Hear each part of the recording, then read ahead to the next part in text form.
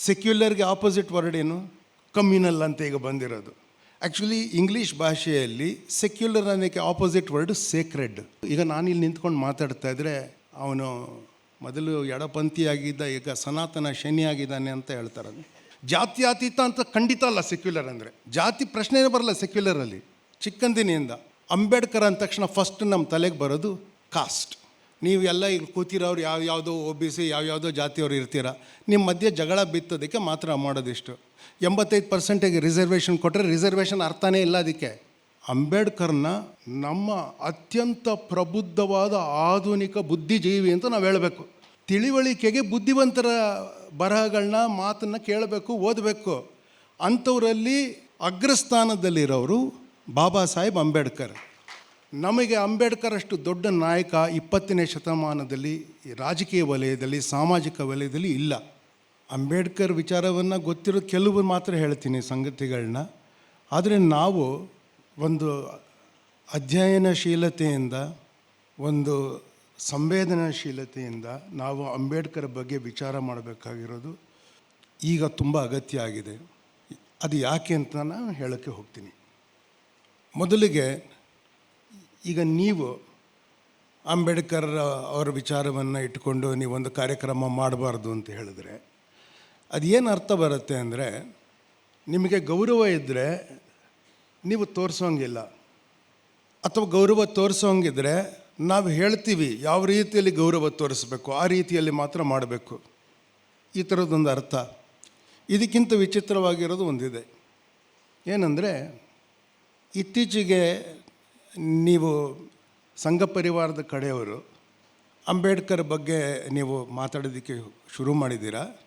ಮತ್ತು ನಿಮಗೆ ಬೇಕಂತೆ, ನಿಮಗೆ ಹೇಗೆ ಬೇಕೋ ಆ ರೀತಿಯಲ್ಲಿ ಆಯ್ಕೆ ಮಾಡ್ಕೊಳ್ತಾ ಇದ್ದೀರಾ. ಅವರ ವಿಚಾರಗಳನ್ನು ಎಲ್ಲ ಕಡೆ ಕೋಟ್ ಮಾಡ್ತಾ ಇದ್ದೀರಾ ಅಂತ ಹೇಳ್ತಾ ಇದ್ದಾರೆ. ಈಗ ಇವರು ಪ್ರವೀಣ್ ಅವರು ಮತ್ತು ಸುಧಾಕರ್ ಹೊಸಳ್ಳಿಯವರು ಅವರು ನಾಟಕವನ್ನು ಬರೆದಾಗ ಕೂಡ ನನಗೆ ಟೀಕೆ ಮಾಡಿದ್ದು ಹೆಚ್ಚು ಎಲ್ಲ ಆ ಥರದ್ದೇ. ನೀವು ಈ ಜಾತಿಯವರು ಅವ್ರ ಬಗ್ಗೆ ಮಾತಾಡೋಂಗಿಲ್ಲ. ಅಲ್ಲ ರೀ, ನೀವು ಯಾರ್ರೀ ಅದೆಲ್ಲ ಹೇಳೋಕ್ಕೆ? ಯಾರನ್ನಾರು ಸ್ವೀಕಾರ ಮಾಡ್ಬೋದು, ಯಾರನ್ನಾರು ಬಿಡ್ಬೋದು, ಅದು ಅವ್ರವರಿಗೆ ಬಿಟ್ಟಿದ್ದು. ಮತ್ತು ಯಾರ್ಯಾರು ಯಾವ್ಯಾವ ಸಂಸ್ಕೃತಿಯಲ್ಲಿ ಬೆಳೆದಿರ್ತಾರೋ ಅವ್ರಿಗೆ ಆ ರೀತಿಯಲ್ಲಿ ಅವ್ರಿಗೆ ಗೌರವ ತೋರಿಸ್ಲಿಕ್ಕೆ ಬರುತ್ತೆ, ಅವ್ರು ಮಾಡ್ಕೋತಾರೆ. ನಿಮ್ಗೆ ಇಷ್ಟ ಇಲ್ಲ ಅಂದರೆ ನೀವು ಬೇರೆ ಥರ ಮಾಡ್ಕೊಳ್ಳಿ. ನೀವೇನು ಪ್ರಿಸ್ಕ್ರಿಪ್ಷನ್ ಬರೆದು ಕೊಡೋದು ಯಾರು ಹೆಂಗೆ ಮಾಡಬೇಕು ಅಂತ.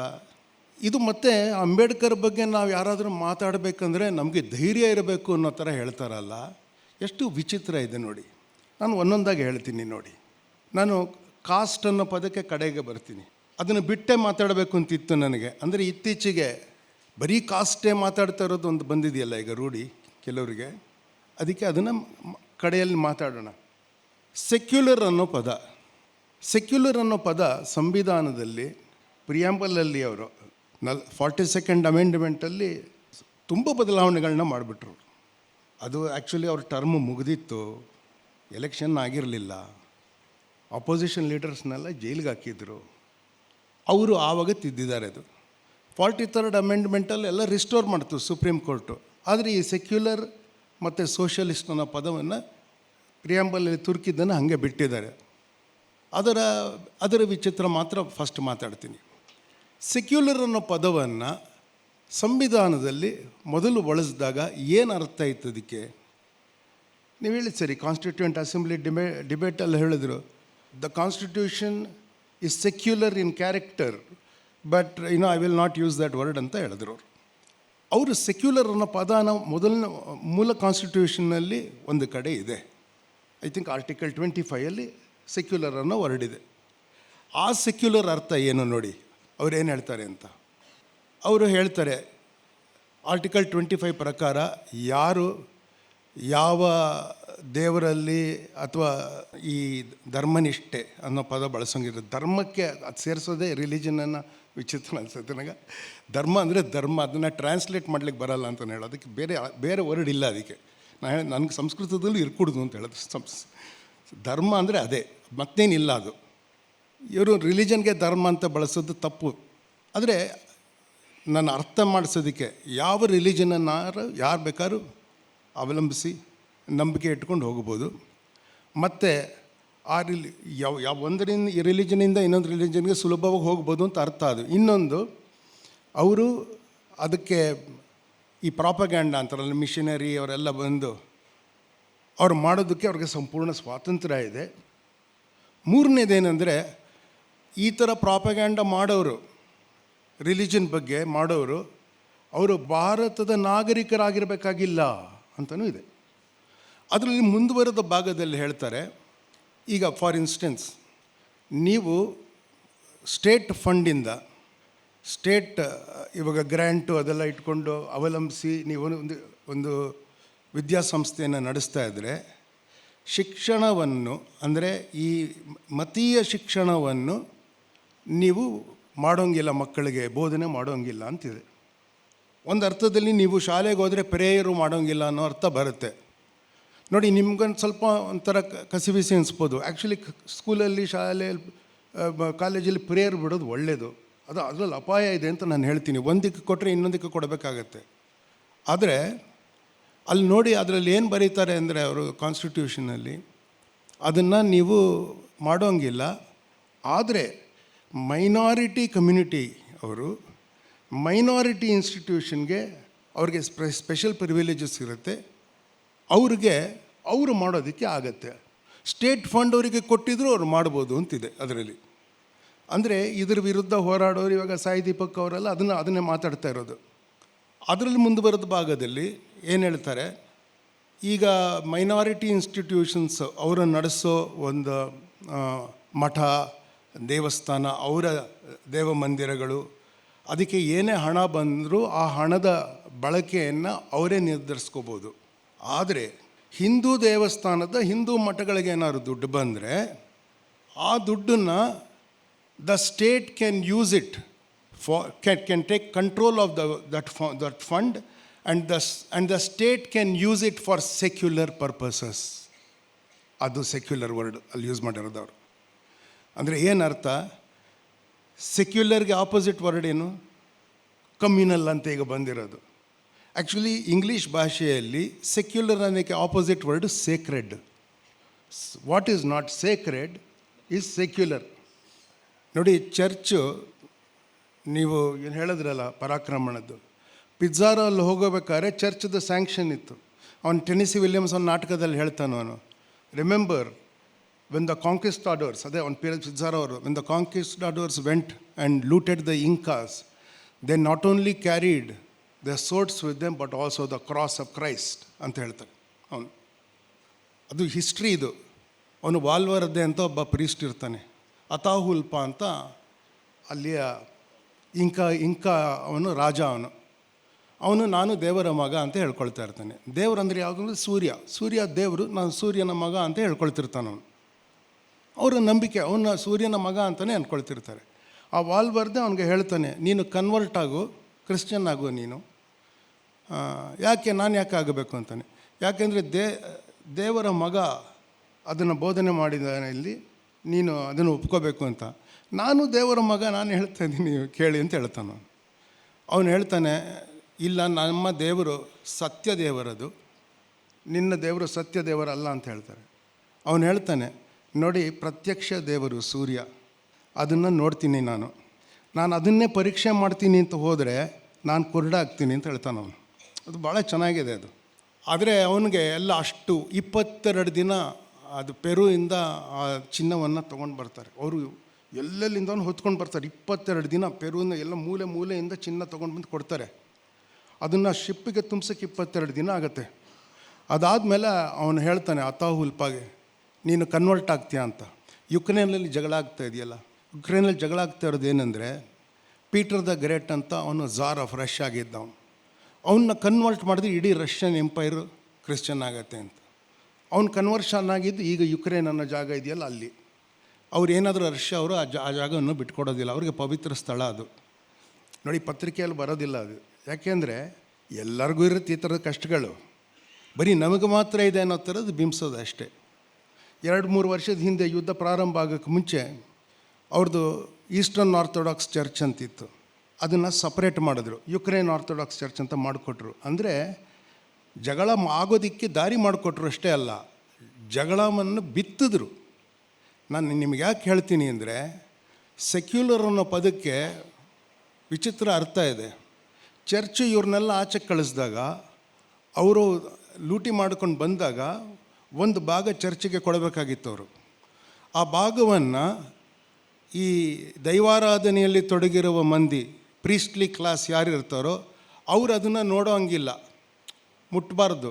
ಅದಕ್ಕೆ ಇನ್ನೊಂದು ವಿಂಗ್ ಮಾಡಿಕೊಂಡು ಅಲ್ಲಿ ಸ್ವೀಕಾರ ಮಾಡೋದು, ಇದನ್ನು ಮಾಡಿದ್ರು. ಅದು ಸೆಕ್ಯುಲರ್ ವಿಂಗ್. ಅದು ಒಂದು ಸೇಕ್ರೆಡ್ ಪ್ಲೇಸಲ್ಲಿ ಸೆಕ್ಯುಲರ್ ವಿಂಗ್.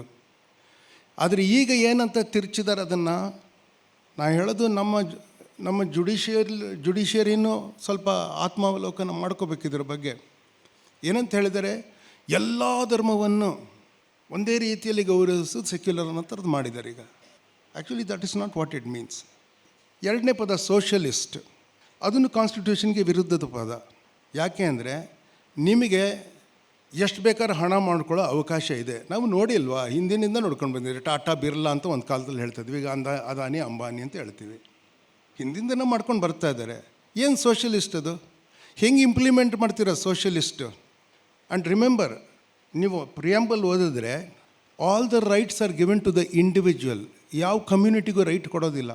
ಮೈನಾರಿಟಿ ಅನ್ನೋದನ್ನು ಕಾನ್ಸ್ಟಿಟ್ಯೂಷನ್ ಡಿಫೈನ್ ಮಾಡೋದಿಲ್ಲ. ನಾನು ಯಾಕೆ ಹೇಳ್ತೀನಿ ಅಂದರೆ, ಇವ್ರು ಇವಾಗ ನಿಮಗೆ ಬೇಕಾದ ರೀತಿಯಲ್ಲಿ ಅಂಬೇಡ್ಕರ್ ಬಗ್ಗೆ ನೀವು ಮಾತಾಡ್ತೀರಾ ಅಂತ ಹೇಳಿದ್ರೆ, ಆಯ್ದ ಭಾಗಗಳನ್ನು ತಗೊಂಡು ಮಾತ್ರ ಎಲ್ಲ ಪ್ರಚಾರ ಮಾಡ್ತೀರಾ ಅಂತಂದರೆ, ಇಷ್ಟು ವರ್ಷ ನೀವು ಅಂಬೇಡ್ಕರ್ನ ನಮಗೆ ಕೊಟ್ಟಿರೋದು ಯಾವ ರೀತಿಯಲ್ಲಿ ಹೇಳಿ? ಈಗ ಪ್ರವೀಣ್ ಅವರು ಮತ್ತು ಸುಧಾಕರ್ ಹೊಸಳ್ಳಿ ಅವರು ಬರೆದಿದ್ದು ಅಂಬೇಡ್ಕರ್ ನಾಟಕವನ್ನು ನಾವು ಓದೋವರೆಗೂ ನನಗೆ ಕೆಲವು ವಿಚಾರಗಳು ಗೊತ್ತಿರಲಿಲ್ಲ. ನನಗೆ ಓದಿ ಶಾಕ್ ಆಯಿತು ನನಗೆ. ಮತ್ತು ಅವರು ನಾನು ಕೇಳಿದೆ, ತುಂಬ ಡಾಕ್ಯುಮೆಂಟ್ಸ್ ನನ್ನ ಹತ್ರ ಶೇರ್ ಮಾಡಿಕೊಂಡ್ರು. ಅದರಲ್ಲಿ ಒಂದೇ ಒಂದು ಉದಾಹರಣೆ ಕೊಡ್ತೀನಿ. ನಾನು ಆವತ್ತು ಮೊನ್ನೆ ಕಾರ್ಯಪ್ಪ ಅವ್ರ ಫಂಕ್ಷನಲ್ಲಿ ನಾನು ಮೆನ್ಷನ್ ಮಾಡಿದೆ ನೋಡಿ. ಅವರು ನೆಹರು ಒಂದು ವಿಚಾರವನ್ನು ಕಾನ್ಸ್ಟಿಟ್ಯೂಯೆಂಟ್ ಅಸೆಂಬ್ಲಿಯಲ್ಲಿ ಮಂಡಿಸ್ತಾರೆ. ಅಂದರೆ ಕಾನ್ಸ್ಟಿಟ್ಯೂಷನನ್ನು ರಚನೆ ಮಾಡೋದಕ್ಕೆ ಒಂದು ಸಮಿತಿ ಮಾಡಿದರು. ನಿಮ್ಗೆ ಅದರೆಲ್ಲ ವಿಚಾರ ಇವತ್ತು ಗೊತ್ತಾಗತ್ತೆ, ಕೆಲವು ಅದೆಲ್ಲ ಹೇಳಲ್ಲ ನಾನು. ಮಾಡಿದರು. ಆವಾಗ ಎಲ್ಲರೂ ಭಾಷಣಗಳನ್ನ ಮಾಡೋರು. ಅದರ ಅಂತ ಒಂದು ರೀತಿಯಲ್ಲಿ ಮುಖ್ಯಸ್ಥರು ಆವಾಗ ಪಂಡಿತ್ ನೆಹರು ಅವರಾಗಿದ್ದರು. ಅವರು ಭಾಷಣ ಮಾಡ್ತಾ ಹೇಳ್ತಾರೆ. ಅವರು 1942 ಅನ್ಸುತ್ತದು ಅಲ್ಲ, ಅವ್ರು ಏನು ಹೇಳ್ತಾರೆ, 42-47 ನನಗೆ ಮರ್ತೋಗಿದೆ ಅದು. ಓಕೆ, ಅವ್ರು ಏನು ಹೇಳ್ತಾರೆ, ಅವರು ನೋಡಿ, ನಮ್ಮಲ್ಲಿ 562 ಪ್ರಾಂತ್ಯಗಳಿವೆ. ಅವ್ರು ಬ್ರಿಟಿಷರು ಹೋಗ್ಬೇಕಾದ್ರೆ ಸುಮ್ಮನೆ ಹೋಗಲಿಲ್ಲ. ಅವರೆಲ್ಲರೂ ಒಪ್ಪಿಗೆ ಪಡೆದು ಭಾರತವನ್ನು ನೀವು ಮಾಡ್ಕೋಬೇಕು ಅಂತ ಹೇಳೋದು. ಸ್ವತಂತ್ರ ಭಾರತವನ್ನು ಅವ್ರು ಎಲ್ಲರನ್ನು ಕೇಳ್ಕೊಂಡು ಮಾಡಬೇಕು ಅಂತ. ಅವ್ರಿಗೆಲ್ಲರನ್ನು ಕೇಳ್ಕೊಂಡು ಬಂದರೆ ಇಲ್ಲಿ ಅವರು ಹೇಳಿಬಿಟ್ಟೋದ್ರು. ಅಂದರೆ ನಮ್ಮಲ್ಲಿ ಮೊದಲು ಒಡಕನ್ನು ಬಿತ್ತಿ ಹೋಗೋದು ಐಡಿಯಾ ಇತ್ತು ಅಷ್ಟೇ, ಅವರು ಮಾಡೋದ್ರು. ಮತ್ತು ಇನ್ನೊಂದು ಹೇಳಿದ್ರು, ಆ 562 ಪ್ರಾಂತ್ಯಗಳು ಅವರು ಭಾರತಕ್ಕೆ ಲೆಟರ್ ಆಫ್ ಅಕ್ಸೆಷನ್ ಬರ್ಕೊಳ್ಳೋ, ಅಂದರೆ ನಾವು ಭಾರತವನ್ನು ಸೇರ್ತೀವಿ ಅಂತ ಬರ್ಕೊಡ್ಬೇಕು. ಆವಾಗ ಭಾರತ ಅನ್ನಬಾರ್ದು, ಇಂಡಿಯಾಗೆ ಸೇರ್ತೀರಾ ನೀವು, ಇಲ್ಲ ಪಾಕಿಸ್ತಾನಕ್ಕೆ ಸೇರ್ತೀರಾ ನೀವು, ಎರಡೂ ಇಲ್ಲ ಅಂದರೆ. ಸೊ ನೆಹರು ಅವ್ರು ಏನಂತಾರೆ ಅದರಲ್ಲಿ ಅಂದರೆ, ಅವ್ರವ್ರ ರೀತಿಯಲ್ಲಿ ನಡೆಸ್ಕೊಳ್ಳೋದಕ್ಕೆ ಬಿಡಬೇಕು ಅಂತಂದರು. ಯೋಚನೆ ಮಾಡಿ, ಅವರು ಒಳ್ಳೆಯವರ ಕೆಟ್ಟವರು ನಾನು ಹೇಳ್ತಾ ಇಲ್ಲ, ಅದು ವಿವೇಕದ ಬಗ್ಗೆ ಮಾತ್ರ ನಾನು ಮಾತಾಡೋದು. ಆಮೇಲೆ ಭಾಷಣ ಮುಗಿಸಿ ಮೊದಲದಕ್ಕೆ ರೆಸ್ಪಾಂಡ್ ಮಾಡೋದಕ್ಕೆ ಅಂಬೇಡ್ಕರ್ನ ಕರೀತಾರೆ. ಅವ್ರು ಹೇಳ್ತಾರೆ, ನಾನು ಲಿಸ್ಟಲ್ಲಿ ಎಷ್ಟೋ ಜನ ಆದಮೇಲೆ ಮಾತಾಡೋದಿತ್ತು, ಅದೇನು ನನ್ನ ಮೊದಲು ಕರೆದಿದ್ದೀರಾ ಅಂತ. ಅವ್ರು ಪ್ರಿಪೇರ್ ಆಗದೆ ಉತ್ತರ ಕೊಟ್ಟರೆ ಅವ್ರದ್ದು ಮುಗಿಸ್ಬಿಡೋಣ ಅಂತ ಐಡಿಯಾ. ಆದರೆ ನೀವು ಅದನ್ನು ಓದಿ ಇವತ್ತು ಸಾಧ್ಯ ಆದರೆ ನೀವು ಅದರದ್ದು ಕಾಪಿ, ನೆಹರು ಅವರ ಸ್ಪೀಚು, ಅಂಬೇಡ್ಕರ್ ಅವರ ರೆಸ್ಪಾನ್ಸನ್ನು ನೀವು ಓದಿ. ಇಲ್ಲೇ ಇದ್ದಾರೆ ಪ್ರವೀಣ್ ಅವರು, ಸುಧಾಕರ್ ಅವರು ಆಮೇಲೆ ಬರ್ತಾರೆ. ನೀವು ಅದನ್ನು ಕಾಪಿ ಓದಿ. ನೀವು ಇದು ಫುಲ್ ಓದೋದಕ್ಕೆ ಇಲ್ಲಿ ಟೈಮ್ ಆಗುತ್ತೆ ಇಲ್ಲ ಗೊತ್ತಿಲ್ಲ. ಅದು ಆಯ್ದ ಭಾಗಗಳನ್ನ ಅವ್ರು ಓದಿ ಹೇಳಿ ನಿಮಗೆ. ಅಷ್ಟು ಏನು ಪ್ರಿಪರೇಷನ್ ಅದ ಅಂಥ ವಿದ್ವತ್ ಅಂದರೆ ಅವರು ನಿಂತ್ಕೊಂಡು ಮಾತಾಡಿದ್ದು. ಹಿ ಡೆಸ್ಟ್ರಾಯ್ಡ್ ದಟ್ ಐಡಿಯಾ, ಅಂಬೇಡ್ಕರ್ ಅವ್ರ ಸ್ಪೀಚಲ್ಲಿ. ನಾವು ಅವ್ರನ್ನ ನೆನೆಸ್ಕೊಂಡಾಗ ಅವ್ರಿಗಾಗಿದ್ದು ಎಷ್ಟೋ ಅನ್ಯಾಯಗಳೆಲ್ಲ ಇದೆಯಲ್ಲ, ಅವ್ರನ್ನ ಕರ್ಣನ ಥರ ಫಿಗರ್ ಮಾಡೋದಕ್ಕೆ ನಾವು ಹೊರಟಿದ್ವಿ. ಕರ್ಣನ್ನ ಆ ಥರ ನೋಡೋದನ್ನು ಒಂದು ಸ್ವಲ್ಪ ತಪ್ಪಿದೆ. ಈಗ ಅಂಬೇಡ್ಕರು ಮಹರ್ ಜಾತಿಯವರು, ಅವ್ರಿಗೆ ಅವರ ಶೋಷಣೆ ಆಗಿರೋದು, ಆಗ್ತಾ ಬಂದಿರೋದು, ಅದರ ವಿರುದ್ಧ ನಿಂತು ಮಾತಾಡೋದು ಒಂಥರ. ಆದರೆ ಕರ್ಣ ಮಹಾಭಾರತದಲ್ಲಿ, ನಾನು ಯಾಕೆ ಹೇಳ್ತೀನಿ ಅಂದರೆ ಕಾಸ್ಟ್ ದೊಡ್ಡ ಇಶ್ಯೂ ಆಗಿದೆ ಅದಕ್ಕೆ. ಮಹಾಭಾರತದಲ್ಲಿ ಕರ್ಣಂಗೆ ತಾನು ಆ ಜಾತಿಯವನಲ್ಲೇ ಈ ಜಾತಿಯವನು ಅಂತ ಗೊತ್ತಾಗೋದು ಯಾವಾಗ? ಅದು ಗೊತ್ತಾದ ಮೇಲೆ ಎಷ್ಟು ದಿನ ಬದುಕಿರ್ತಾನೆ? ಅವನ ಸಂಕಟದ ಅರ್ಥ ಏನು? ಅಲ್ಲಿವರೆಗೂ ಸುಖವಾಗಿದ್ದವನು, ರಾಜನಂತೆ ಮೆರೆದು ರಾಜ, ಅವನು ರಾಜನಂತೆ ಇರ್ತಾನವನು. ಸಡನ್ನಾಗಿ ಈ ಬೇರೆ ಜಾತಿನ ಗೊತ್ತಾಗಿ ದುಃಖ ಆಗುತ್ತೆ ಅವನಿಗೆ. ಅಯ್ಯೋ ಎಷ್ಟು ಅನ್ಯಾಯ ಆಯಿತು ಅಂದರೆ, ಏನು ಅನ್ಯಾಯ ಆಗಿದ್ದು? ಬೇರೆ ಸೂತ ಜನರಿಗೆ ಏನು ಸಿಕ್ಕಿತ್ತೋ ಅದಕ್ಕಿಂತ ಹೆಚ್ಚು ಸಿಕ್ಕಿದ್ದು ಅವನೊಬ್ಬನಿಗೆ. ಏನು ಅನ್ಯಾಯ ಆಗಿತ್ತು ಅಂದರೆ, ನಾವು ಯಾವ ಥರ ಡಿಬೇಟ್ ಮಾಡ್ಕೊಂಡು ಬಂದಿದ್ದೀವಿ ಇಲ್ಲಿವರೆಗೂ ಅಂತ. ಈಗ ನಾನು ಇಲ್ಲಿ ನಿಂತ್ಕೊಂಡು ಮಾತಾಡ್ತಾ ಇದ್ದರೆ, ಅವನು ಮೊದಲು ಎಡಪಂಥಿಯಾಗಿದ್ದ, ಈಗ ಸನಾತನ ಶನಿ ಆಗಿದ್ದಾನೆ ಅಂತ ಹೇಳ್ತಾರೆ. ನೀವೇನಾಗಿದ್ದೀರೋ ನೀವು ಯೋಚನೆ ಮಾಡಿ, ನಂದು ಬಿಡಿ. ನಾನು ಯಾಕಿದೆ ಹೇಳ್ತೀನಿ ಅಂದರೆ, if the constitution allows you to take any religion that you want to take, if the constitution allows you to have any wealth that you can have, secular ಮತ್ತು ಸೋಷಲಿಸ್ಟ್ ಅಂತ ಯಾರಿಗೆ ಹೇಳ್ತಾ ಇದ್ದೀರಾ? ನಾನು ಹೇಳಿದ್ನಲ್ಲ, rights is given to the individual. If the individual has the right not to be secular, if he wants to be can be religious. That's what it means actually. Secular ಅಂದರೆ ಇವ್ರು ಹೇಳೋದಲ್ಲ ಅರ್ಥ. ಜಾತ್ಯತೀತ ಅಂತ ಖಂಡಿತ ಅಲ್ಲ ಸೆಕ್ಯುಲರ್ ಅಂದರೆ. ಜಾತಿ ಪ್ರಶ್ನೆನೇ ಬರಲ್ಲ ಸೆಕ್ಯುಲರಲ್ಲಿ. ನೀವು if you have the right to take any religion, who should be secular? The state should have been secular. ನೀವು state should not have done ಇಫ್ತಾರ್ parties. State should not go to Ayodhya temple. I am sorry, ನಾನು ಹೇಳ್ತಾ ಇದ್ದೀನಿ. You cannot say I am not the state now. You are the state all the time. Narendra Modi ಅವರು ಅಯೋಧ್ಯ ದೇವಸ್ಥಾನಕ್ಕೆ ಹೋಗಬಾರ್ದಾಗಿತ್ತು. ಅವ್ರದ್ದು ಪ್ರೈವೇಟಾಗಿ ಹೋಗ್ತೀನಿ ಅಂದರೆ camera ಇಲ್ಲದೆ ಹೋಗಬೇಕಾಗಿತ್ತು, ಜನಜಂಗುಳಿ ಕಟ್ಕೊಳ್ದೆ ಹೋಗಬೇಕಾಗಿತ್ತು. ಯಾಕೆ ಹೇಳ್ತೀನಿ? ಇವೆಲ್ಲ ಹಿಂದೆ ಆಗಿದೆ ಪ್ರಾಬ್ಲಮ್ಮು. ಅಂಬೇಡ್ಕರ್ ಅವರಿಗೆ ಅಪಮಾನ ಮಾಡಿದ ರೀತಿ 1000 ಇದೆ. ಇನ್ನೊಂದು ಉದಾಹರಣೆ ಕೊಡ್ತೀನಿ. ನಮ್ಮಲ್ಲಿ 2 ಸಭೆ, ಬೈಕ್ಯಾಮರಲ್ ಪಾರ್ಲಿಮೆಂಟ್. ಒಂದು ಲೋಕಸಭಾ, ಇನ್ನೊಂದು ರಾಜ್ಯಸಭಾ. ಏನರ್ಥ ಬಂದರೆ, the house of the people, the house of the States. Lok Sabha ಚುನಾವಣೆಗೆ ಒಬ್ಬ ಅರ್ಹ ಅಭ್ಯರ್ಥಿ ಭಾರತದ ಯಾವ ಕಾನ್ಸ್ಟಿಟ್ಯೂನ್ಸಿಲಾದರೂ ಕಂಟೆಸ್ಟ್ ಮಾಡ್ಬೋದು. ಅದಕ್ಕೆ ಅವರು ವಯನಾಡಿಗೆ ಬಂದು ಮಾಡೋಕ್ಕಾಗೋದು ಅಲ್ವಾ? ಯಾರು ಎಲ್ಲಿ ಬೇಕಾದ್ರೂ ಕಂಟೆಸ್ಟ್ ಮಾಡ್ಬೋದು. ಆದರೆ ರಾಜ್ಯಸಭೆಗೆ ನೀವು ಕಂಟೆಸ್ಟ್ ಮಾಡಬೇಕಾದ್ರೆ you should have been a natural citizen of that state. That is the rule, ಕಾನ್ಸ್ಟಿಟ್ಯೂಷನಲ್ಲಿ ಇದ್ದಿದ್ದು. You have to be a natural citizen of the person of that state. Manmohan Singh ಅವರು, ನಿಮಗೆ ಗೊತ್ತಾ ಮನಮೋಹನ್ ಸಿಂಗ್ ಅವರು ಲೋಕಸಭಾ ಚುನಾವಣೆಗೆ ನಿಂತು ಸೋತಿದ್ದಾರೆ ಅಂತ ಗೊತ್ತಾ ನಿಮಗೆ? ಎಷ್ಟು ಬೇಗ ಮರಿತೀವಿ ನೋಡಿ. ಇದು ರೀಸೆಂಟ್ ಹಿಸ್ಟ್ರಿ ಅಲ್ಲ ಅದೆಲ್ಲ. ಅವ್ರು ಚುನಾವಣೆಗೆ ನಿಲ್ಸರು, ಅವ್ರು ಸೋತರು, ಅವ್ರಿಗೆ ಗೆಲ್ಲಕ್ಕಾಗಲಿಲ್ಲ. ಅವ್ರು ಪಾಪ್ಯುಲರ್ ಲೀಡರ್ ಇಲ್ಲ, ಒಳ್ಳೆ ಮನುಷ್ಯ ಇರ್ಬೋದು, ಇಲ್ಲದೆ ಇರ್ಬೋದು. ಅದಕ್ಕೆ ಯಾರು ಒಳ್ಳೆಯವ್ರು ಕೆಟ್ಟವ್ರು ಹೇಳಲ್ಲ. ಅವ್ರು ಚುನಾವಣೆಗೆ ಗೆಲ್ಲಿಲ್ಲ. ಅವ್ರಿಗೆ ನ್ಯಾಚುರಲ್ ಸಿಟಿಸನ್ ಆಫ್ ಅಸ್ಸಾಂ ಅಂತ ಹೇಳಿಬಿಟ್ಟು ಅವ್ರನ್ನ ಪಾರ್ಲಿಮೆಂಟಿಗೆ ತಂದು ಪ್ರೈಮ್ ಮಿನಿಸ್ಟರ್ ಮಾಡಿದ್ರು. ಅದು ಕಾನೂನಿಗೆ ವಿರುದ್ಧ, ಕಾನ್ಸ್ಟಿಟ್ಯೂಷನ್ಗೆ ವಿರುದ್ಧ ಇತ್ತದು. ಸೆಷನ್ ಇದ್ದರು, ಅದು ಹೆಂಗೆ ಮ್ಯಾನಿಪುಲೇಟ್ ಮಾಡಿದ್ರು, ಅವ್ರ ಸೆಷನ್ ಅವ್ರು ಬಿಟ್ಟರು ಸುಮ್ಮನೆ ಅದನ್ನು. ಆಮೇಲೆ ಕಾನ್ಸ್ಟಿಟ್ಯೂಷನ್ ಅಮೆಂಡ್ಮೆಂಟ್ ಮಾಡಿದ್ರು. A fundamental principle of the constitution. Supreme court ಏನು ಹೇಳಿತ್ತು? You should not change the fundamental structure of the constitution ಅಂತ ಹೇಳಿತ್ತು. This is the fundamental structure of the ರಾಜ್ಯಸಭೆಯಲ್ಲಿ ಆ ಸ್ಟೇಟ್ ಅವ್ರನ್ನೇ ಬರಬೇಕು ಅಂತಿತ್ತು. ಅಂದರೆ ಇಡೀ ಸ್ಟೇಟನ್ನ ಇಂಟ್ರೆಸ್ಟ್ನ ರೆಪ್ರೆಸೆಂಟ್ ಮಾಡಬೇಕಾಗು, ಅಂದರೆ to go against majoritarian impulse. ಅದು ಮಾಡಿದ್ದದು. It's a check and balance system. ಅದನ್ನು ಅವ್ರನ್ನ ಅಕಾಮಡೇಟ್ ಮಾಡೋಕ್ಕೆ ಕಾನ್ಸ್ಟಿಟ್ಯೂಷನ್ನ ಅಮೆಂಡ್ ಮಾಡಿದ್ರು. ಎಲ್ಲಿವರೆಗೂ ಹೋಗಿದೆ ಅದು? ನಮ್ಮ ರಾಜ್ಯದಿಂದ ನಾವು ಹೇಮಮಾಲಿನಿ ಯಾರ್ಯಾರನ್ನ ಆಯ್ಕೆ ಮಾಡಿ ಕಳಿಸ್ತೀವಿ, ನಮ್ಗೆ ಅವ್ರಿಗೆ ಕನೆಕ್ಷನೇ ಇಲ್ಲ. ಸೊ ನಾವು ಅಂಬೇಡ್ಕರ್ ಬಗ್ಗೆ ಮಾತಾಡಬೇಕಾದ್ರೆ ಮೊದಲು ನಾವೆಲ್ಲ ಒಪ್ಕೊಳ್ಳೋಣ. ಇದು ಚಿಕ್ಕಂದಿನಿಂದ ಅಂಬೇಡ್ಕರ್ ಅಂದ ತಕ್ಷಣ ಫಸ್ಟ್ ನಮ್ಮ ತಲೆಗೆ ಬರೋದು ಕಾಸ್ಟ್. ಏನು ಅದೊಂದೇ ವಿಚಾರ ಮಾಡಿದ್ದಾರೆ ಅವರು ಅಂತ, ಕಾಸ್ಟ್.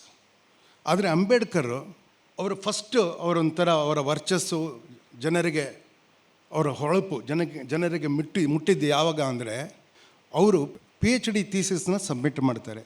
ಯಾವ ಸಬ್ಜೆಕ್ಟ್ ಮೇಲೆ? Devaluation of the rupee. ಅದು ಎಷ್ಟು ಇಂಪಾರ್ಟೆಂಟಾಗಿ ಒಂದು ಸೂಕ್ಷ್ಮ ಮಾತ್ರ ಹೇಳ್ತೀನಿ. ಯಾವಾಗ ಇದು ಮಾಡಿರೋದವರು 1922-23 ಆ ಥರ ಟೈಮಲ್ಲಿ ಯಾವಾಗ ಡಿವ್ಯಾಲ್ಯೂಯೇಷನ್ ಆಫ್ ದ ರುಪಿ ಮೇಲೆ ಅವ್ರಿಗೆ ಕೊಲಂಬಿಯಾದು PhD ಕೊಡ್ತಾರೆ. ಸೈಮಲ್ಟೇನಿಯಸ್ಲಿ ಲಾ ಡಿಗ್ರಿ ಮಾಡ್ತಾರೆ ಅವರು. ಇಕನಾಮಿಕ್ಸ್ ಮಾಡೋದ ಜೊತೆ ಸೈಮಲ್ಟೇನಿಯಸ್ ಲಾ ಡಿಗ್ರಿ ಮಾಡ್ತಾರೆ ಅವರು. ಇವ್ರು ಯಾರಾದರೂ ಅಷ್ಟೊಂದು ಜನ ಆಕ್ಸ್ಫರ್ಡು ಎಲ್ಲ ಹೋಗ್ಬಿಟ್ಟು ಇಂಗ್ಲೀಷ್ನಲ್ಲಿ ಮಾತಾಡೋದು ಕಲ್ತ್ಕೊಂಡ್ರಲ್ಲ, ಅವ್ರು ಯಾರು ಏನಾರು ಮಾಡಿದ್ದಾರೆ ಆ ಥರ. ಅವರು ಸುಬ್ರಹ್ಮಣ್ಯ ಸ್ವಾಮಿ ಹೇಳಿದ್ರು, ಎಲ್ಲ ಅವ್ರ ಮನೆಯವರೆಲ್ಲ ಡುಮ್ಕೆ ಹೊಡೆಯೋದು, ಯಾರು ಎಕ್ಸಾಮೇ ಪಾಸಾಗಿ. ಇವರು he was recognise a economist. ಯಾಕೆ devaluation of the rupee important ಇತ್ತು? ಯಾವ ಕಾಲದಲ್ಲಿ ರೀ ಸ್ವಾತಂತ್ರ್ಯ ಬಂದಿರಲಿಲ್ಲ ನಮಗಿನ್ನು. ಹಾಂ, ನೋಡಿ, $1 1 ಈ ಕ್ವೆಶನ್ ಇತ್ತು. ಉಪಕಥೆ ಒಂದು ಹೇಳ್ತೀನಿ. ಇಂದಿರಾ ಗಾಂಧಿಯವ್ರನ್ನ ಈ ಕಾಮರಾಜ್ ಪ್ಲ್ಯಾನ್ ಅಂಗವಾಗಿ ಅವ್ರನ್ನ ಗುಂಗಿ ಗುಡಿಯ ಅಂತ ಕರಿತಿದ್ರು. ಅವ್ರನ್ನ ಕರ್ಕೊಂಡು ಹೋಗಿ ಪ್ರೈಮ್ ಮಿನಿಸ್ಟರ್ ಸೀಟಲ್ಲಿ ಕೂಡಿಸಿದ್ರು. ಅವರು ಇವ್ರಿಗೆ ಸರಿಯಾಗಿ ಚಳ್ಳೆಹಣ್ಣು ತಿನ್ನಿಸಿದ್ರು. ಅವರು ಅಮೇರಿಕಾಗೆ ಹೋದಾಗ ಲಿಂಡನ್ ಜಾನ್ಸನ್ನು ಅವ್ರನ್ನ ನೋಡಿ ಎಷ್ಟು ಆಕರ್ಷಿತ ಆಗಿದ್ದ ವ್ಯಕ್ತಿ ಅಂದರೆ, ಅವ್ರ ಹತ್ರ ಕೂತ್ಕೊಂಡು ಪ್ರೋಟೋಕಾಲ್ ಬ್ರೇಕ್ ಮಾಡಿ ವಿಸ್ಕಿ ಮೇಲೆ ವಿಸ್ಕಿ ಕುಡಿದು ಮನೆಗೆ ಹೋಗೋಕ್ಕೆ ತಯಾರಿಲ್ಲ ಪ್ರೆಸಿಡೆಂಟ್ ಆಫ್ ಅಮೇರಿಕಾ ಆ ಕಾಲದಲ್ಲಿ. ನಾನು ಓಪನಾಗಿ ಹೇಳ್ತಾ ಇದ್ದೀನಿ, ನೀವು ಯಾರು ಪತ್ರಿಕೆಯಲ್ಲಿ ಬರೀಬೇಕಂತ ಆಸೆ ಇದ್ರೆ ಒಂದು ಸತಿ ನೀವು ಗೀಗಲ್ ಮಾಡಿ ನೋಡಿ, ಅದನ್ನು ಏನು ಕಷ್ಟ ಇದೆ ಆಯಿತಾ. ಹೋಗಿ ಅವಳನ್ನ ಡ್ಯಾನ್ಸ್ ಮಾಡಬೇಕು ನೀನು ನನ್ನ ಜೊತೆ ಅಂತ ಕೇಳ್ತಾನೆ. ಅವಳು ಹೇಳ್ತಾನೆ, ನಮ್ಮ ಸಂಸ್ಕೃತಿಯಲ್ಲಿ ಜನ ಒಪ್ಪೋದಿಲ್ಲ, ಒಂದು ಪ್ರಧಾನಿ ಬಂದು ಇನ್ನೊಬ್ಬನ ಜೊತೆ ಹೆಣ್ಣು ಡ್ಯಾನ್ಸ್ ಮಾಡಿದ್ರೆ ಒಪ್ಕೊಳ್ಳೋದಿಲ್ಲ, ನಾನು ಮಾಡೋದಿಲ್ಲ ಅಂತ. ಆದ್ರೂ not for any good reason, ಅವರಿಂದ ಆಕರ್ಷಣೆಗಾಗಿ ನಮಗೆ PL 480 ಪಬ್ಲಿಕ್ ಲಾ 480 ಮಾಡಿ ನಮಗೆ ವೀಟನ್ನು ಕಳಿಸ್ತಾರೆ, ಜೊತೆಗೆ ಪಾರ್ಥೇನಿಯಮ್ಮನ್ನು ಕಳಿಸಿದ್ರು. ಬೇಕಂತ ಕಳಿಸಿದ್ರು ಅಂತ ನಾನು ಹೇಳ್ತಿರೋದು. ಮಾಡಿದ್ರೆ ನಮ್ಗೆ ಆಮೇಲೆ ಇದು ಫುಡ್ ಸೆಕ್ಯೂರಿಟಿ ಎಲ್ಲ ಬಂತು. ನಾನು ಯಾಕೆ ಹೇಳ್ತೀನಿ ಅಂದರೆ, ನೋಡಿ, ಇವರೆಲ್ಲ ಏನಾದ್ರು ಮಾತಾಡಿದಾಗ ಒಂದರಿಂದ ಇನ್ನೊಂದು ಪರಿಣಾಮ ಏನಾಗುತ್ತೆ ಗೊತ್ತಾಗಲ್ಲ. ಅವರು ವೀಟ್ ಕಳಿಸಿದ ಮೇಲೆ ಇಂದಿರಾ ಗಾಂಧಿಯವರು ಅಮೇರಿಕಾಯಿಂದನೇ ಘೋಷಣೆ ಮಾಡಿದ್ರು ರೂಪಿನ ಡಿವ್ಯಾಲ್ಯೂ ಮಾಡ್ತೀನಿ ಅಂತ. ನಾನು ₹4 ಏನಾಯಿತು, ಅದನ್ನು $7 ಮಾಡಿದ್ರು ಅವರಾಗ. ಈಗ ₹84 ಆಗಿದೆ. ಅವರು ಅವಾಗ ಒಂದು ಮಾತು ಹೇಳ್ತಾರೆ, ಆ ಪೇಪರಲ್ಲಿ ಅವ್ರು ಹೇಳ್ತಾರೆ, ಗೋಲ್ಡ್ ಸ್ಟ್ಯಾಂಡರ್ಡ್ ನಾವು ಅವಲಂಬಿಸಿ ನಾವು ವ್ಯಾಲ್ಯೂ ಫಿಕ್ಸ್ ಮಾಡಬಾರ್ದು ಕರೆನ್ಸಿಗೆ ಅಂತ ಹೇಳ್ತಾರೆ. ಇದು ಅಪಾಯ ಇದೆ, ಯಾಕೆಂದರೆ ಅದು ಸ್ಟೇಬಲ್ ಇಲ್ಲ ಆ ಮೆಕ್ಯಾನಿಸಮ್ ಅಂತ ಹೇಳ್ತಾರೆ. ಎಷ್ಟು ವರ್ಷಗಳ ಹಿಂದೆ 1972ನಲ್ಲಿ ಅಮೇರಿಕಾ ಫೋರ್ಟ್ ನಾಕ್ಸ್ ಅಂತಿತ್ತು. ಫೋರ್ಟ್ ನಾಕ್ಸಲ್ಲಿ ಎಷ್ಟು ಚಿನ್ನ ಇದೆಯೋ ಅದರ ವ್ಯಾಲ್ಯೂ ಎಷ್ಟಿದೆಯೋ ಅಷ್ಟೇ ಡಾಲರ್ನ ಪ್ರಿಂಟ್ ಮಾಡ್ತಾಯಿದ್ರು ಅವ್ರು ಮೊದಲು. ಅಷ್ಟೇ ಇರಬೇಕು ಕರೆನ್ಸಿ, ಎಷ್ಟಿರಬೇಕು ದೇಶದಲ್ಲಿ ಅಂದರೆ ಫೋರ್ಟ್ ನಾಕ್ಸಲ್ಲಿ ಎಷ್ಟು ಚಿನ್ನ ಇದೆಯೋ ಅಷ್ಟೇ ಇರಬೇಕು. ಇವರು ಅದನ್ನು ನಿಕ್ಸನ್ನು ಅದನ್ನ ಡಿಸ್ಕನೆಕ್ಟ್ ಮಾಡಿ arbitrary value to dollar fix ಮಾಡ್ತಾರೆ. ಈಗ ಅಮೇರಿಕಲ್ಲಿ ಫಿಸ್ಕಲ್ ಬ್ಯಾಲೆನ್ಸ್ ಅವ್ರು ಹೆಂಗೆ ಮ್ಯಾನೇಜ್ ಮಾಡ್ತಾರೆ ಅಂದರೆ ಎಷ್ಟು ಆದಾಯ ಎಷ್ಟು ಖರ್ಚಿದೆಯೋ ಅದರ ಬ್ಯಾಲೆನ್ಸ್ ಹೆಂಗೆ ಮಾಡ್ತಾರೆ, ನೆಗೆಟಿವ್ ಇರುತ್ತದು. ಹೆಂಗೆ ಮಾಡ್ತಾರೆ ಅಂದರೆ ಅಷ್ಟರ ಮಟ್ಟಿಗೆ ದುಡ್ಡನ್ನು ಪ್ರಿಂಟ್ ಮಾಡ್ತಾರೆ ಅವರು. ದುಡ್ಡನ್ನು ಪ್ರಿಂಟ್ ಮಾಡಿ ನಮಗೆ ವ್ಯಾಲ್ಯೂ, ನಾವೇ $1ನ ಅವ್ರು ಸುಮ್ಮನೆ ಪ್ರಿಂಟ್ ಮಾಡಿದ್ದು, ಕಾಗದದ ವ್ಯಾಲ್ಯೂ ಅವ್ರಿಗೆ ಅದು ಪ್ರಿಂಟ್ ಮಾಡಿದ್ದು, ನಮಗೆ $84 ಖರ್ಚು. ಅಂದರೆ ನಮ್ಮ ಜನರ ಬೆವರು ಸುರಿಸಿ ಕೆಲಸ ಮಾಡಿದ್ದನ್ನು ಅವರು ತಿಂತಾ ಇರೋದು ಅದು. ಇಂಥ ಅಂಬೇಡ್ಕರ್ ಫೈನಾನ್ಸ್ ಮಿನಿಸ್ಟರ್ ಆಗಿದ್ದರೆ ನಾವು ಹೆಂಗಿರ್ತಿದ್ವಿ ಯೋಚನೆ ಮಾಡಿ. ಅದಕ್ಕೆ ಅವ್ರ ಬಗ್ಗೆ ವಿಚಾರ ಮಾಡಿದಾಗ ಕಾಸ್ಟನ್ನು ಮಾತಾಡೋದಿದೆಯಲ್ಲ ಅದು ಇರಲಿ. ಈಗ ಹೊಸದಾಗೆ ಶುರು ಮಾಡಿದ್ದಾರೆ. ಆ ಹೊಸದಾಗಿ ಶುರು ಮಾಡಿರೋದು ಅಪಾಯ ಏನು ಹೇಳ್ತೀನಿ.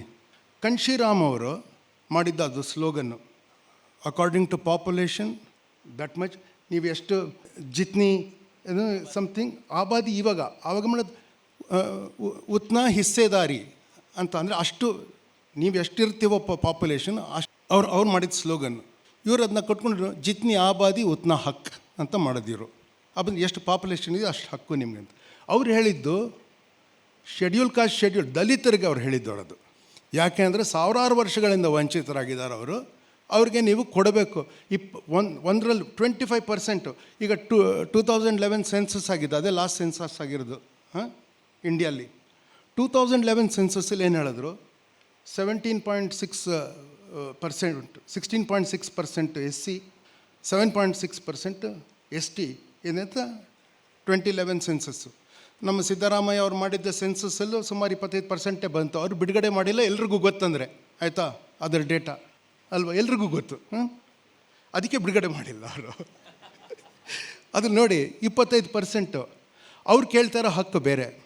ಇವರು ಜನರಲ್ ಪಾಪ್ಯುಲೇಷನ್ಗೆ ಅಪ್ಲೈ ಮಾಡಿದ್ರೆ ಅಪಾರ್ಥ ಆಗುತ್ತೆ. ಯಾಕೆ ಹೇಳ್ತೀನಿ, ಅಂಬೇಡ್ಕರ್ ಮಾಡಿದ ಕಾನ್ಸ್ಟಿಟ್ಯೂಷನಲ್ಲಿ ರಿಸರ್ವೇಷನ್ಗಿಂತ ಜಾಸ್ತಿ ಮಾಡಿ ಈಗ 23% ಇದೆ. 18% SCಗೆ, 5% STಗೆ. ಆ್ಯಕ್ಚುಲಿ STಗೆ ಇನ್ನು ಸ್ವಲ್ಪ ಜಾಸ್ತಿ ಇರಬೇಕು ಅವ್ರ ಇದ್ರಲ್ಲಿ ಪ್ರಕಾರ ಅಷ್ಟಿದೆ.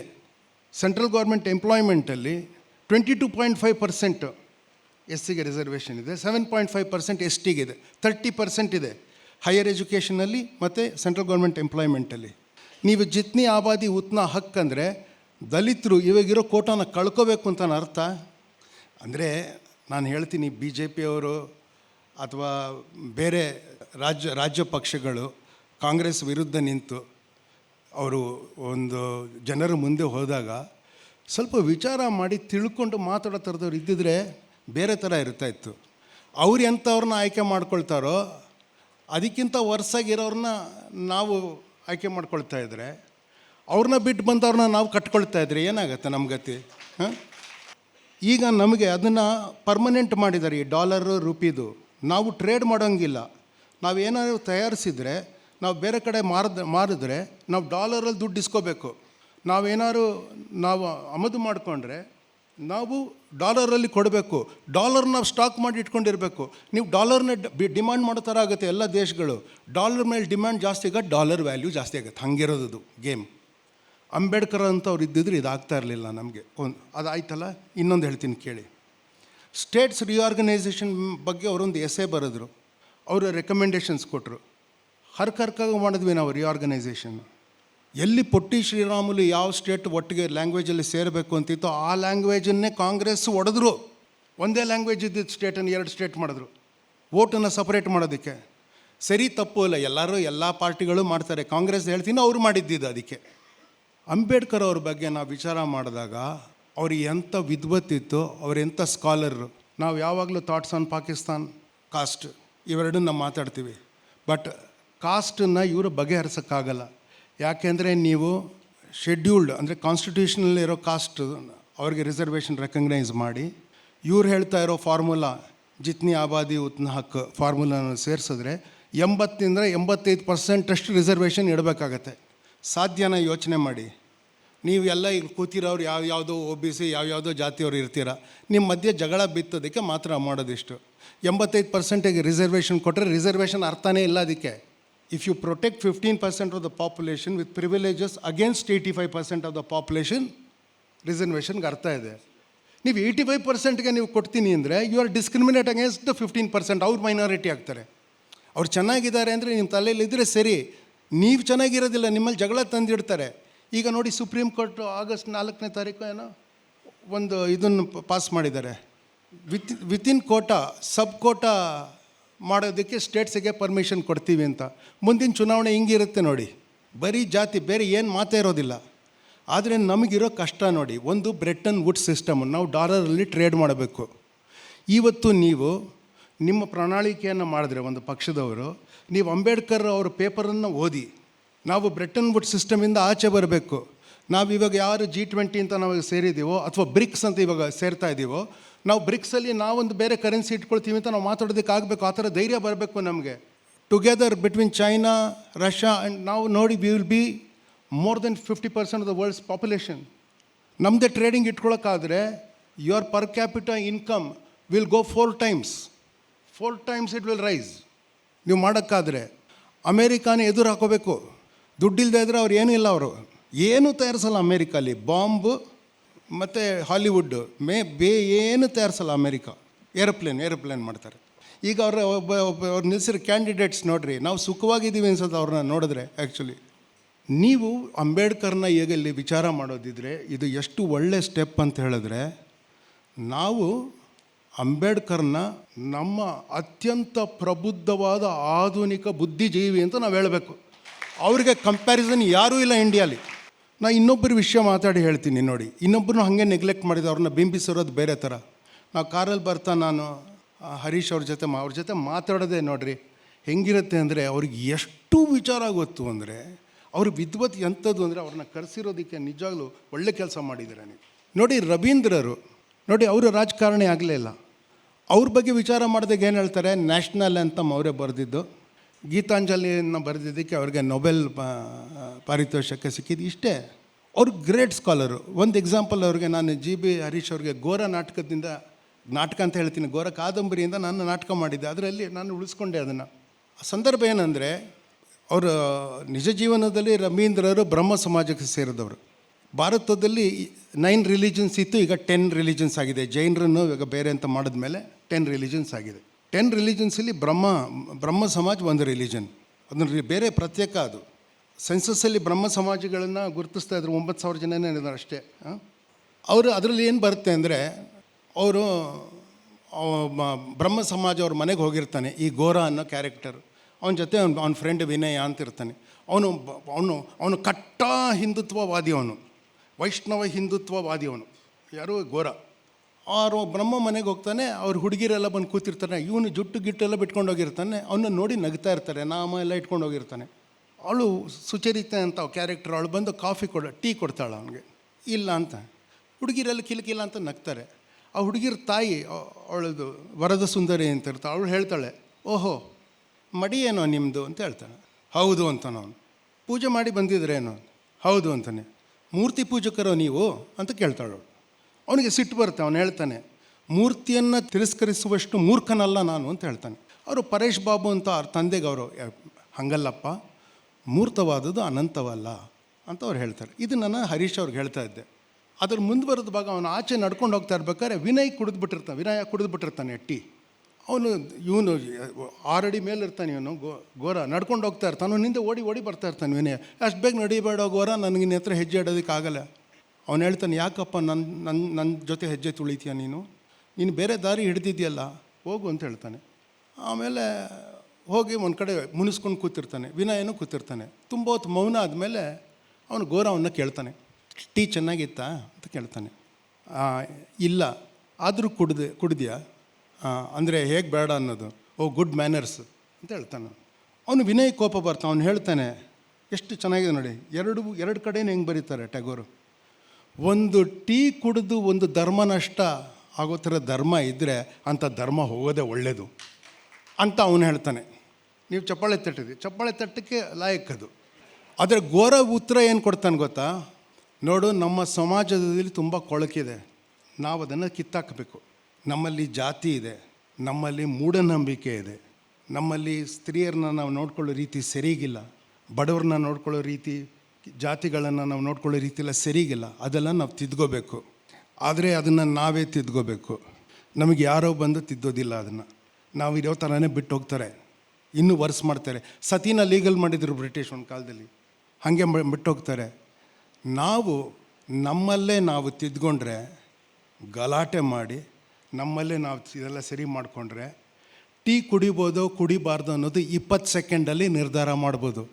ಆದರೆ ನಾವು ಹೊರಗಿನ ಅಭ್ಯಾಸಗಳನ್ನ ನಾವು ಮಾಡಿಕೊಂಡಾಗ ನಮ್ಮ ಮಾತನ್ನು ಯಾರೂ ಕೇಳೋದಿಲ್ಲ. ಯಾಕೆಂದರೆ ನಮ್ಮಲ್ಲಿ ವಿಶ್ವಾಸ ಇಟ್ಕೊಳ್ಳಲ್ಲ ಅವರು. ಆವಾಗ you have to be an insider critic ಅಂತ ನಮ್ಮ ನವ್ಯಕಾಲದ ದಿಗ್ಗಜರು ಏನು ಹೇಳ್ತಾಯಿದ್ರು, ಅದನ್ನು ಟ್ಯಾಗೋರು ಡ್ರಾಮಾದಲ್ಲಿ ಅವ್ರ ಕಾದಂಬರಿಯಲ್ಲಿ ಬರೆದಿದ್ದಾರೆ. ನಾನು ಯಾಕಿದು ಹೇಳ್ತಿದ್ದೀನಿ ಅಂದರೆ, ಅಂಬೇಡ್ಕರ್ ನಮಗೆ ಇನ್ಸೈಡರ್ ಕ್ರಿಟಿಕ್. ನಾವು ಅವ್ರನ್ನ ಸ್ವೀಕಾರ ಮಾಡೋದನ್ನು ಕಲ್ತ್ಕೋಬೇಕು. ಅರುಣ್ ಶೌರಿ ಈ ಥರ ವರ್ಷಿಪಿಂಗ್ ಫಾಲ್ಸ್ ಗಾಡ್ಸ್ ಅಂತ ಬರೀಬಾರ್ದು. ಅರುಣ್ ಶೌರಿ ಇವಾಗ ಏನೇನೋ ಆಗಿದ್ದಾರೆ, ಆವಾಗ ಬರೆದಿರಲಿಲ್ವಾ? ಅಂದರೆ ನಮಗೆ ಸಹನೆ ಏನು ಬೇಕಾಗಿಲ್ಲ, ತಿಳಿವಳಿಕೆ ಬೇಕು. ನಮಗೆ ತಿಳಿವಳಿಕೆಗೆ ಬುದ್ಧಿವಂತರ ಬರಹಗಳನ್ನ, ಮಾತನ್ನು ಕೇಳಬೇಕು, ಓದಬೇಕು. ಅಂಥವರಲ್ಲಿ ಅಗ್ರಸ್ಥಾನದಲ್ಲಿರೋರು ಬಾಬಾ ಸಾಹೇಬ್ ಅಂಬೇಡ್ಕರ್. ನಾವು ಅದಕ್ಕಾಗಿ ಅವರು ವಿಚಾರ ಮಾಡಬೇಕು ಇಲ್ಲಿ. ಮತ್ತು ನಾವು ಯಾರನ್ನೂ ಕೇಳಿಕೊಂಡು ಅವ್ರ ಮರ್ಜಿ ತಿಳ್ಕೊಂಡು ನಾವು ಮಾಡಬೇಕಾಗಿಲ್ಲ. ಅದು ನಮ್ಮ ಕರ್ತವ್ಯ, ನಮಗೆ ಅಗತ್ಯ ಅಂತ ತಿಳ್ಕೊಂಡು ಮಾಡೋದು ಸರಿ. ಅದಕ್ಕೆ ನಾನು ಈ ಸಭೆಯನ್ನು ನಾನು ಭಾಳ ಗೌರವದಿಂದ, ನಾನು ಭಾಳ ದೊಡ್ಡ ಅಭಿಮಾನದಿಂದ ನಾನು ಅಭಿನಂದಿಸ್ತೇನೆ. ನೀವು ಮಾಡ್ತಾ ಇರೋದು ದೊಡ್ಡ ಕೆಲಸ. ನಮಗೆ ಅಂಬೇಡ್ಕರ್ ಅಷ್ಟು ದೊಡ್ಡ ನಾಯಕ 20ನೇ ಶತಮಾನದಲ್ಲಿ ರಾಜಕೀಯ ವಲಯದಲ್ಲಿ, ಸಾಮಾಜಿಕ ವಲಯದಲ್ಲಿ ಇಲ್ಲ. ನನ್ನ ಪ್ರೀತಿಯ ಇನ್ನೊಂದು ಕ್ಯಾರೆಕ್ಟರ್ ಅಂದರೆ ನನಗೆ ರವೀಂದ್ರರೇ. ಭಾಳ ಅವ್ರು ನೋಡಿ, ಹಿಂದೂಯಿಸಮ್ನ ಬೈತಾನೆ ಬರೆದಿರೋದು ಗೋರ. ಎಷ್ಟು ಚೆನ್ನಾಗಿ ಹಿಂದೂಯಿಸಮ್ನ ಪ್ರೊಟೆಕ್ಟ್ ಮಾಡ್ತಾರೆ ಅಂದರೆ ಇನ್ಸೈಡರ್ ಕ್ರಿಟಿಕ್ ಅವರು. ಅವರೇನಂತಾರೆ, ನೋಡು, ಒಂದು ಹಡಗನ್ನು ಸರಿಯಾಗಿ ನಡೆಸಬೇಕು ಅನ್ನೋದು ಹಡಗಲ್ಲಿ ಕ್ಯಾಪ್ಟನ್ನಿಂದ ಹಿಡಿದು ಅದರಲ್ಲಿರೋರು ಎಲ್ಲರದು ಕರ್ತವ್ಯ. ಕೆಲವ್ರನ್ನ ನಾವು ಕೂಲಿಗೆ ಇಟ್ಕೊಂಡಿರೋದು, ಅವ್ರಿಗೆ ಸರಿಯಾಗಿ ಸಂಬಳ ಕೊಡ್ತಾ ಇರಲ್ಲ, ಆಹಾರ ಸರಿಯಾಗಿ ಕೊಡ್ತಾ ಇರಲ್ಲ, ಅದೆಲ್ಲ ಜಗಳ ಇರುತ್ತೆ. ಅದನ್ನು ಸರಿ ಮಾಡ್ಕೋಬೇಕು ಅನ್ನೋದು ಇರುತ್ತೆ. ಬಂದುಬಿಟ್ಟು ನಮ್ಮನ್ನು ತಿದ್ದೋದು ಸರಿನಾ? ಅಂದರೆ ಅವ್ರು ಹೇಳ್ತಾ ಇರೋದು ಬ್ರಿಟಿಷ್ಗೆ ಜನಕ್ಕೆ ಮುಟ್ಸೋದಕ್ಕೆ ಹಿಂಗೆ ಹೇಳ್ತಾರೆ ಅವರು. ಆ ಥರ ಬುದ್ಧಿವಂತರವ್ರು ಇದ್ದ ಕಾಲ ಆ ಭಾರತವನ್ನು ಬಿಟ್ಟು ಈಗ ನಾವು ಯಾರನ್ನ ಭಾಳ ದೊಡ್ಡ ಇಂಟೆಲೆಕ್ಚುವಲ್ಸ್ ಇವೋ ಯೋಚನೆ ಮಾಡಿ. There is a problem. ನಾನು ಕಡೆ ಒಂದು ಮಾತು ಹೇಳ್ತೀನಿ ನಿಮಗೆ. ಇನ್ನೊಂದು ಸತಿ ನೀವು ಮಾಡಿದ್ರು, ಪ್ರತಿ ವರ್ಷ ಮಾಡಿದ್ರು, ಆಗಾಗ ಮಾಡ್ತಾಯಿದ್ರು ಒಳ್ಳೆಯದು. ನೀವಿದು ಈಗ ನೋಡಿ, ಹರೀಶ್ ಅವರು ಅಂಬೇಡ್ಕರ್ ಬಗ್ಗೆ ಒಂದು ಪುಸ್ತಕ ಬರೆದಿದ್ದಾರೆ. ಆಚೆ ಎಷ್ಟೊಂದು ಅಂಬೇಡ್ಕರ್ ಬಗ್ಗೆ ಇರುವ ಪುಸ್ತಕಗಳದ್ದು ಇವಾಗ ಪ್ರದರ್ಶನ ಇದೆ ಅಲ್ಲಿ. ನಮ್ಮ ಪಠ್ಯ ಪುಸ್ತಕಗಳಲ್ಲಿ, ನಮ್ಮ ನಾಟಕಗಳಲ್ಲಿ, ನನ್ನಲ್ಲಿ ಅಂಬೇಡ್ಕರ್ನ ನೀವು ತೋರಿಸಿದಾಗ ಅವ್ರಿಗೆ ಎಷ್ಟು ಅನ್ಯಾಯ ಆಯಿತು ಅಂತ ತೋರಿಸ್ತಾ ಇರೋದು ಗೌರವನ. ಅವರಿಂದ ನಾವು ಕಲಿಯೋದು ಎಷ್ಟಿದೆ, ಭಾರತವನ್ನು ಸುಧಾರಿಸೋದಕ್ಕೆ ಸಾಧ್ಯತೆ ಇದೆ ಅಂತ ಯೋಚನೆ ಮಾಡಿದ್ರೆ ಸರಿ ಅಲ್ವಾ? ಅದಕ್ಕಾಗಿ ನೀವು ಯುವಕರು ತುಂಬ ಜನ ಬಂದಿದ್ದೀರಾ, ಅವ್ರನ್ನ ಓದಿ. ಅವ್ರ ಬಗ್ಗೆ ನೀವು ಯಾವ ಪುಸ್ತಕವನ್ನು ಓದಬೇಕು ಅನ್ನೋದು ಹರೀಶ್ ಅವ್ರು ಹೇಳಲಿ ನಿಮಗೆ. ಆದರೆ ನೀವು ಕಾನ್ಸ್ಟಿಟ್ಯೂಂಟ್ ಅಸೆಂಬ್ಲಿ ಡಿಬೇಟ್ಸ್ ಇದೆಯಲ್ಲ, ನಮಗೆ ಇವರು ಸುಧಾಕರ್ ಅವ್ರು ಹೇಳಿದ್ರು, ಆ ಟ್ರಾನ್ಸ್ಲೇಷನನ್ನು ಮ್ಯಾನಿಪುಲೇಟ್ ಮಾಡಿದಾರಂತೆ. ಅದು ನೀವು ನೋಡಿ, ನಮ್ಮ ಮಿಂಟನ್ನು ಓದಿದೆ, ಅದನ್ನ ಸಪೋರ್ಟ್ ಮಾಡಿದ್ದಾರೆ ಅಂತ ಎಡಿಟೋರಿಯಲ್ ಮಾಡಿ. ಅಂದರೆ ನೆನ್ನೆ ಓದಿದೆ ಅದನ್ನ, ಅದಕ್ಕೆ ಹೇಳಿದೆ. ನೀವೇ ಓದ್ಕೊಳ್ಳಿ. ಯಾಕೆಂದರೆ ನಮಗೆ ಯಾರಿಂದ ಬಂದು ಉದ್ಧಾರ ಮಾಡಲ್ಲ. ಇವರು ಬೇರೆ ಬೇರೆ ದೇಶಕ್ಕೆ ಹೋಗಿ ಸುಮ್ಮನೆ ಇದೆ, ಭಾರತ ಸರಿಗಿಲ್ಲ ಅಂತ ನಮ್ಮ ನಾಯಕರಲ್ಲಿ ಹೋಗಿ ಮಾತಾಡಿದ್ರೆ ಏನು ಗತಿ ನಮ್ಮದು ನೋಡಿ. ನೀವೇ ನೋಡ್ಕೊಳ್ಳಿ. ನಿಮಗೆ ಯಾವ ಸ್ಕೂಲಲ್ಲೂ ಯಾವ ಟೆಕ್ಸ್ಟ್ ಬುಕ್ಕಲ್ಲೂ ಬರಲ್ಲ. ಪ್ರತಿ ಸತಿ ಗೌರ್ಮೆಂಟ್ ಬಂದರೆ ಟೆಕ್ಸ್ಟ್ ಬುಕ್ ಚೇಂಜ್ ಮಾಡ್ತೀನಿ ಅಂದರೆ ಯಾವ ಥರ ಜ್ಞಾನ ಅದು? ಜ್ಞಾನ ಅಂದರೆ ಸ್ಥಿರ ಇರಬೇಕು. 100 ಡಿಗ್ರಿಗೆ ಮಾಡಿದ್ರೆ ನೀರು ಆವಿ ಆಗುತ್ತೆ ಅಂತ ಹೇಳೋದು ಅದು ವಿಜ್ಞಾನ. ಅದು ನೀವು ಯಾರೋ ಬಂದು ಚೇಂಜ್ ಮಾಡೋಕ್ಕಲ್ಲ. ನಮ್ಮ ಗೌರ್ಮೆಂಟ್ ಇಲ್ಲ, ನಮ್ಮ ಗೌರ್ಮೆಂಟಲ್ಲಿ 40 ಡಿಗ್ರಿಗೆ ಆಗುತ್ತೆ ಅಂತ ಹೇಳೋಕ್ಕಾಗಲ್ಲ.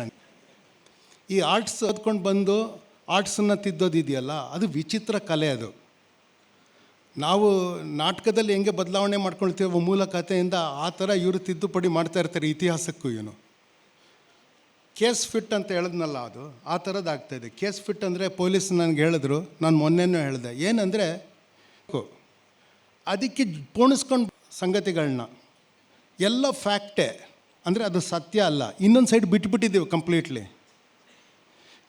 ನೀವು ಹೊರಗಡೆಯಿಂದ ಯಾರನ್ನೋ ಕರ್ಕೊಂಬಂದ್ಬಿಟ್ಟು ನಮ್ಮನ್ನು ತಿದ್ದೋದು ಸರಿನಾ? ಅಂದರೆ ಅವ್ರು ಹೇಳ್ತಾ ಇರೋದು ಬ್ರಿಟಿಷ್ಗೆ ಜನಕ್ಕೆ ಮುಟ್ಸೋದಕ್ಕೆ ಹಿಂಗೆ ಹೇಳ್ತಾರೆ ಅವರು, ಇಲ್ಲದ್ರೆ ಜೈಲಿಗೆ ಹಾಕಿರೋರು ಅವ್ರನ್ನ. ಆ ಥರ ಬುದ್ಧಿವಂತರವ್ರು ಇದ್ದ ಕಾಲ ಆ ಭಾರತವನ್ನು ಬಿಟ್ಟು ಈಗ ನಾವು ಯಾರನ್ನ ಭಾಳ ದೊಡ್ಡ ಇಂಟೆಲೆಕ್ಚುವಲ್ಸ್ ಅಂತ ಸ್ವೀಕಾರ ಮಾಡ್ತಾ ಇದ್ದೀವೋ ಯೋಚನೆ ಮಾಡಿ. There is a problem.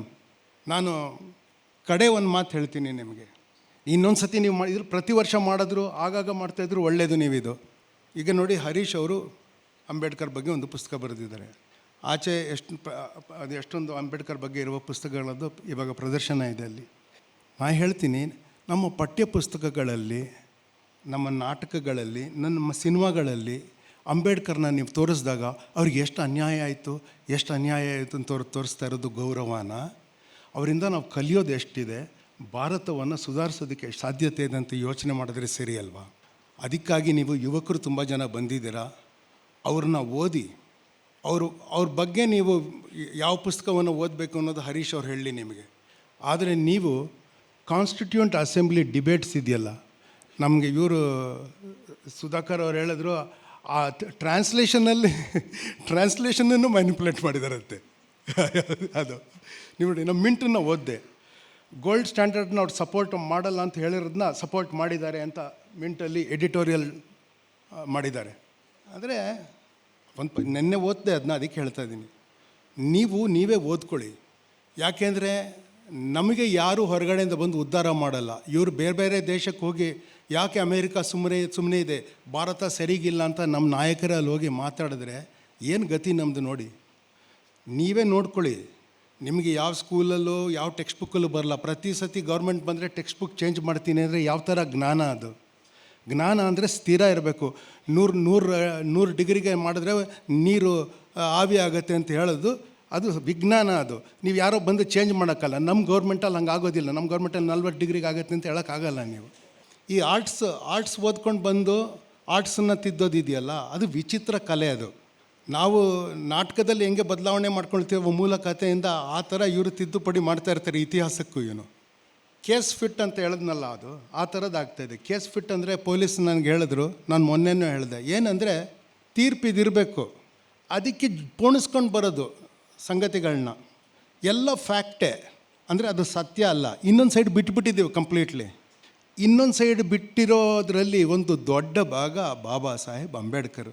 ಅದಕ್ಕಾಗಿ ಇದು ಮಾಡ್ತಾ ಇರೋದು ಒಳ್ಳೆ ಕೆಲಸ. ನಮಸ್ಕಾರ.